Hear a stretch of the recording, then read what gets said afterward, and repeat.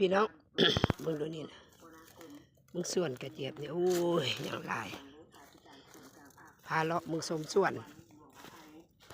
พาเบิ้งแต่ตอนมันบ่ทันเป็นดอกเนาะพี่น้องบัดนี้มันเป็นดอกเบ็ดมากแล้วลมมันหนักมากมันลมงวยสูบชิงเงียบจุดินจำดินมันนะพี่น้องนี่ตัวน้อยใหญ่ๆงามๆ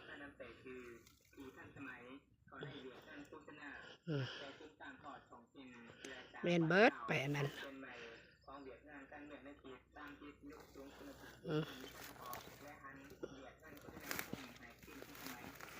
งามลาย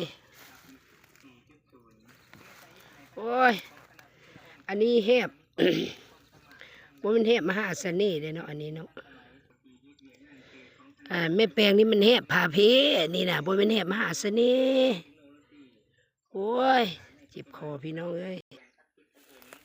เบิ่งไหมโอ้ยงามแท้งามมาอุ้ยตุ้ยเกือบล้มดูหน่วยเนี่ยมันก็2-3 หน่วยมันเกือบท่อหน้าไม่แปลงเลยเนี่ยนะ โอ้ยพี่น้องงามแท้ๆปลูกไร่อันผสมกันพี่น้องสุขาก็มีดูนี่โอ้อันลุ่มมันเนี่ย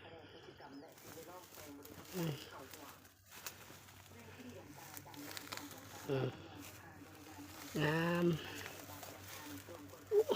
ปุ่นไกลๆอ้าวโอเคคลิปนี้สำนี้เด้อพาเบิ่งสำนี้แหละพี่น้องแดดฮ้อนพักก่อน